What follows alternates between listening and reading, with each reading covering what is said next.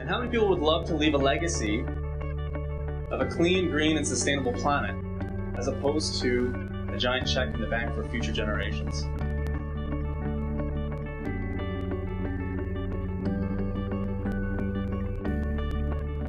Pathways to Sustainability emerged from the desire of community leaders to pull together and realize the sustainability goals that they were setting in communities. The unique aspects of planning Pathways to Sustainability is that we can bring together academic institutions, community leaders, industries, civic organizations that are promoting sustainability in the community, and redefine what does implementation of sustainability look like in your community? What are the innovations? What should we showcase? I think one of the things that makes this conference unusual across the country is that I know in the table that I was at, there was a developer's, an engineer with a major land developer. There was an Aboriginal person from just south of here, and the mayor of the town was at my table.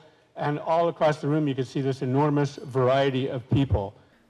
The conference planning team is comprised of, community leaders. And when I say community leaders, these are citizens that are active in their community association or non-profit organizations that are advancing, whether it's food security or walkable cities or greening the waterways. And these community citizens sitting in a room with municipal planning officials, academic institutions, industry associations and chambers of commerce, and we're all talking about the same community. So there's the realities. Cooperation is possible. We can have economic reasons and moral suasion that are better than just rules and regulations. We need better design. We know we can work with landowners to make them good stewards, and we can make fiscally responsible agriculture part and parcel of our town plans. I think that's the goal that we have to get to.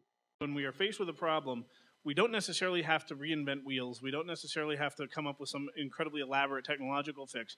We just really, and this would be my thinking about what sustainability does really great, is it says, no, what the problem is not the tools you've got, it's how you're using them. And if you rethink it in this new framework, come at the problem, looking at it, as a number of the other panelists mentioned, sort of step out of the mold you're in, look at it again, you'll find you don't need new technological stuff.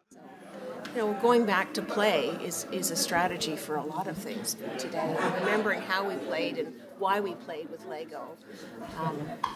It's great. What we really need to build more of, I think in Alberta especially, is culture. A lot of that, I think, has to do with urban design. How are you constructing the municipalities to begin with? What are your neighborhood plans looking like? How are you, what are the interactions of people? You need people interacting, I think, to really grow the kind of culture, community culture. The food, the wine, the people, the culture, the music, those pieces are often left out of a learning experience and a conference experience. And this conference, I think, really tries to capture all those elements of our community and celebrate those aspects of our community that make them unique places.